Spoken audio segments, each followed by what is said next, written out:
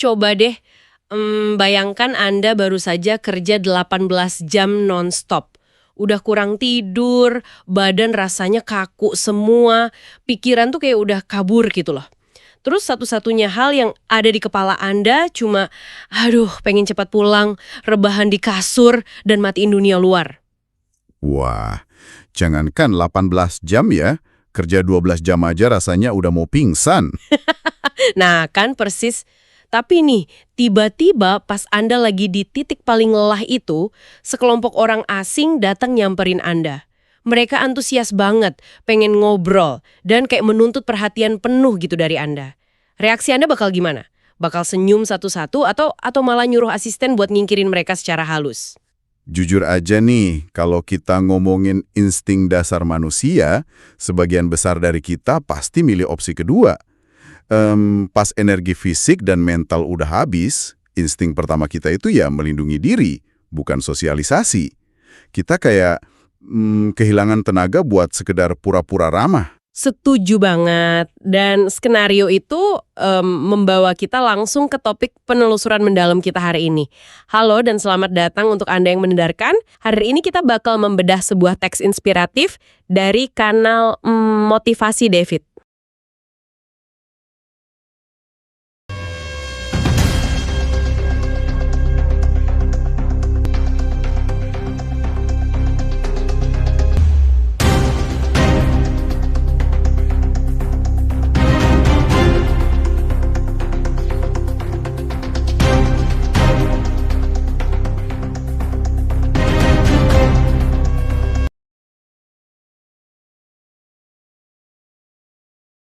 Yes, ini sumber yang sangat menarik. Banget. Teks ini tuh menyoroti momen persis kayak yang baru kita bayangkan tadi yang terjadi di balik layar sinetron fenomenal di Indonesia, Terikat Janji. Misi kita hari ini adalah membongkar fenomena ini. Kenapa sih momen sederhana di base camp sinetron bisa bikin heboh di media sosial? Terus apa yang ini ajarkan soal ekspektasi Anda, ekspektasi kita semua terhadap selebritas? Dan sumber dari Motivasi David ini tuh ngasih lensa yang unik banget. Daripada bahas soal kemewahan artis atau ngerayain rating nomor 1 mereka, teks ini justru maksa kita buat lihat sisi manusiawi yang rapuh dari industri hiburan. Ini bukan sekedar gosip artis ya, ini beneran studi kasus soal psikologi orang yang lagi ada di bawah tekanan lelah ekstrim. Nah, mari kita atur panggungnya dulu, biar Anda bisa kebayang situasinya. Sinetron Terikat Janji ini kan baru aja meledak, ratingnya nomor 1 di Indonesia. Di depan layar, wah semuanya sempurna. Tapi sumber kita ini nyorotin realitas yang jauh lebih brutal buat dua pemeran utamanya. Arya Saloka yang jadi Sena, dan Asha Asunsio yang jadi Davina. Jadwal mereka itu gila-gilaan sih pasti. Gila banget, syuting dari pagi buta sampai larut malam tiap hari. Teks ini spesifik banget ngejelasin muka lelah mereka yang udah nggak bisa disembunyiin lagi pas di balik layar kamera. Ini tuh kayak ibarat Anda baru aja lari maraton, paru-paru udah mau pecah rasanya, tapi pas di garis finish tiba-tiba harus langsung senyum cerah buat foto sampul majalah. Wah, analogi yang pas banget tuh. Karena industri sinetron kejar tayang di Indonesia kan ritmenya nggak ada ampun. Mereka dituntut hafal naskah cepat, nunggu lampu dan kamera berjam-jam, terus tiba-tiba bam, harus nangis atau marah di depan kamera. Tapi, tunggu dulu. Saya ada pertanyaan agak menantang nih dari sumber kita ini. Arya Saloka dan aktor-aktor sekelas dia ini kan dibayar mahal banget ya buat kerjaan itu. Terus pasti udah di-training sama tim PR mereka buat selalu senyum apapun yang terjadi. Kenapa teks dari Motivasi David ini ngerasa perlu banget nekenin rasa capeknya Arya Saloka dan Aisyah sebelum masuk ke inti cerita? Pertanyaan bagus. Alasan kelelahan itu dibahas detail banget adalah buat ngasih kita, sebut aja, garis dasar dari ujian karakter mereka. Kalau di karpet merah, semua artis pasti udah siap mental buat senyum. Filter PR-nya jalan 100%. Iya, karena udah dikondisikan kan? Betul. Tapi ada batas di mana pelatihan PR itu hancur, yaitu pas kelelahan ekstrim. Saat Anda kurang tidur dan badan sakit semua, energi buat pura-pura itu habis tak tersisa. Berarti kelelahan itu melucuti topeng mereka dong. Persis, otak kita tuh kerja kayak gitu. Kalau aslinya Anda orang yang arogan, sifat itu bakal langsung keluar pas lagi capek banget. Nggak ada tenaga buat nahan. Jadi sumber ini tuh kayak mau bilang ke Anda semua, yang kalian lihat setelah ini bukan acting loh. Ini karakter asli Arya Saloka dan Asya saat semua filter palsu udah rubuh. Oh wow, masuk akal banget. Dan fakta bahwa kelelahan ekstrim melucuti topeng buetan itu bikin kejadian selanjutnya jadi jauh lebih berbobot. Ujian karakternya datang pas fans tiba-tiba ngasih kejutan. Mereka serbuan datang ke base camp buat ngerayain rating nomor 1. Momen yang lumayan bikin deg-degan sebenarnya. Iya kan? Tapi ada satu detail di sumber ini yang bikin saya agak mikir. Biasanya tuh hubungan fans sama artis kan sangat transaksional, ekstraktif gitu loh. Fans datang ke lokasi buat mengambil sesuatu, minta tanda tangan kek, maksa foto bareng, atau video buat TikTok mereka. Hubungan yang mengonsumsi privasi sang artis ya. Nah, iya. Tapi di kasus ini, polanya terbalik total. Fans nggak datang buat minta-minta. Sumbernya cerita, mereka datang bawa berbagai hadiah. Bawa makanan, minuman, buah-buahan buat Arya Saloka dan Asya. Mereka datang buat memberi. Kalau dipikir-pikir nih, apa untungnya coba fans ngabisin uang sendiri buat beliin akanan aktor TV yang secara ekonomi jelas jauh lebih kaya dari mereka? Ini ranah sosiologi yang sangat menarik. Ini evolusi dari hubungan parasosial. Biasanya kan hubungan parasosial itu searah ya, penonton baper sendiri, sementara artisnya kenal aja nggak. Tapi dengan bawa buah dan makanan, ada pergeseran budaya di sini. Oh, maksudnya kayak budaya kita di Indonesia gitu. Betul sekali. Di Indonesia, bawa buah tangan itu kan simbol kedekatan emosional komunal. Anda bawa buah itu kalau lagi jenguk keluarga yang sakit, atau ngerayain saudara yang baru naik jabatan kan? Jadi fans ini nggak ngelihat Arya Saloka sebagai bintang besar yang jauh di atas sana, tapi udah kayak anggota keluarga sendiri gitu. Tepat. Mereka merasa punya andil atas suksesnya terikat janji.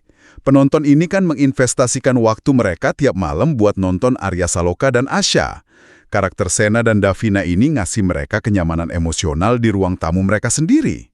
Jadi ngasih makan itu bentuk perawatan ya? Iya, mereka secara nggak sadar lagi merawat aset emosional mereka. Beliin buah supaya aktornya nggak sakit. Ini bukan lagi sekedar ngefans, tapi saling memelihara. Wow, beli buah supaya aktor favorit nggak sakit itu tingkat kepedulian yang sangat membumi sih. Dan ini ngebawa kita ke inti cerita dari kanal motivasi David ini. Sebuah momen yang bisa saya bilang sebagai masterclass dalam hal kerendahan hati. Bagian pas mereka nemuin fans itu ya? Iya, pas Arya Saloka dan Aisyah akhirnya ngerespon serbuan fans di tengah badan yang udah hancur lebur tadi. Teksnya bilang mereka nggak cuma sekedar nongol, tapi benar-benar meluangkan waktu, tersenyum ramah, dan menyapa fansnya satu persatu dengan sabar. Pas baca ini di kepala saya tuh kebayang kayak ada CEO perusahaan raksasa yang lagi meeting tegang, rela keluar cuma buat ngopi di pantry sama anak magang. Wah, itu perbandingan yang akurat. Karena di dua situasi itu, ada hierarki kekuasaan yang secara sukarela ditanggalkan. Industri hiburan itu kan jualan kelangkaan. Maksudnya kelangkaan akses ya? Betul.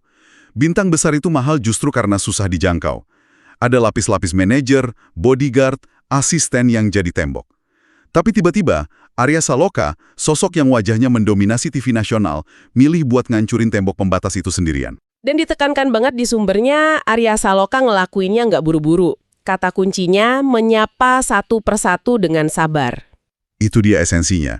Ketika figur dengan status tinggi Arya Saloka ngasih sesuatu yang paling berharga dan langka yang dia punya saat itu, yaitu sisa tenaga dan waktu istirahatnya, nilai interaksi itu langsung meroket tajam.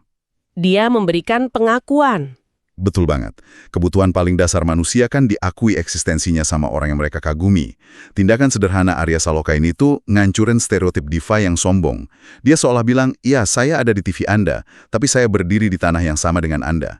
Itu yang seketika bikin status Arya Saloka berubah dari sekedar aktor, jadi sosok panutan. Bener, dan fakta bahwa Arya Saloka berubah jadi panutan ini kelihatan jelas banget dari efek digitalnya. Sumber kita ini nggak berhenti bahas di Basecamp aja. Dia ngasih tahu reaksi viral di media sosial setelah kejadian itu. Dan waktu saya perhatiin kutipan langsung dari fansnya, ada kebingungan bahasa yang menurut saya unik banget buat dibongkar.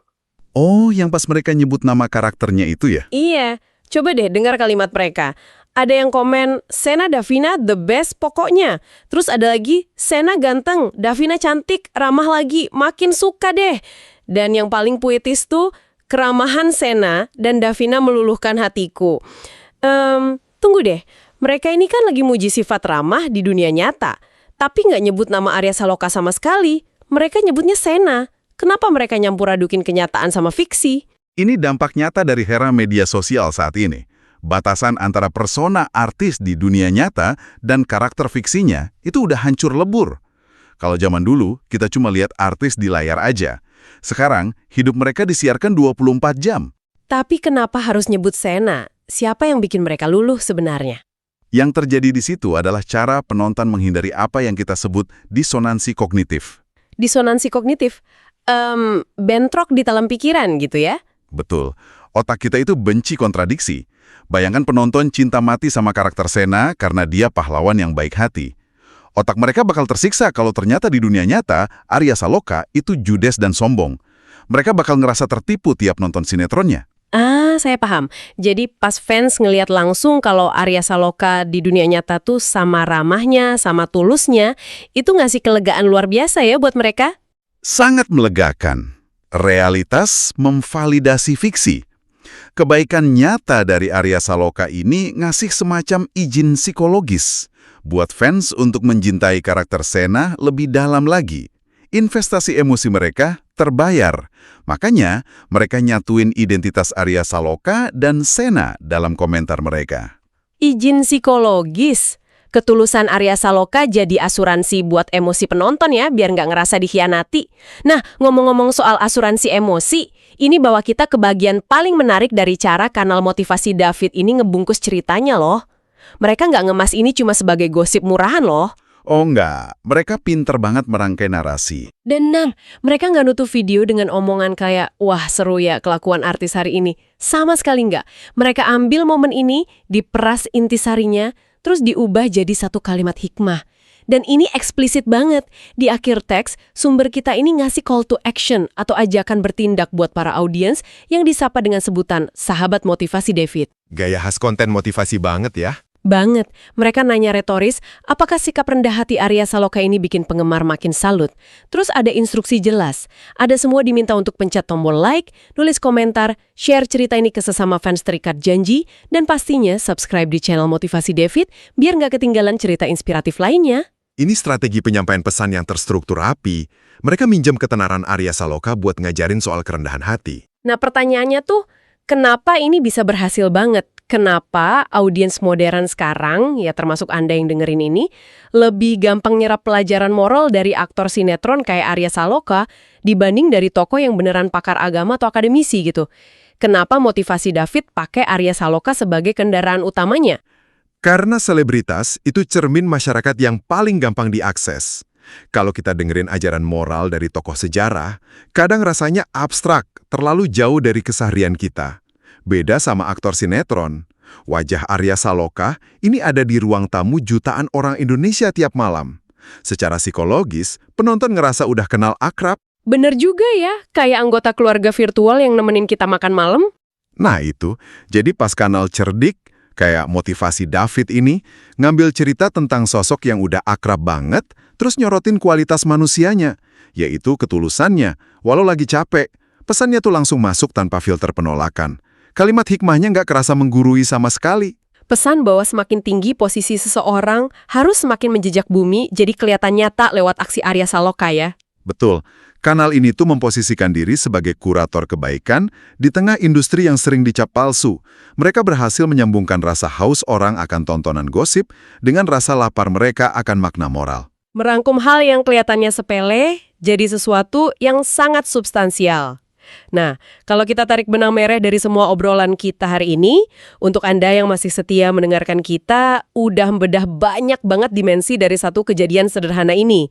Kita ngelihat realitas syuting Terikat Janji yang menyiksa fisik, kita bahas anomali fans yang datang bawa buah kayak jenguk keluarga. Dan bagaimana senyum tulus dari Arya Saloka dan Asya menghancurkan batasan hierarki industri hiburan. Betul. Semuanya ngebawa kita ke satu kesimpulan besar yang bisa dibilang sebagai kalimat hikmah dari penelusuran kita kali ini.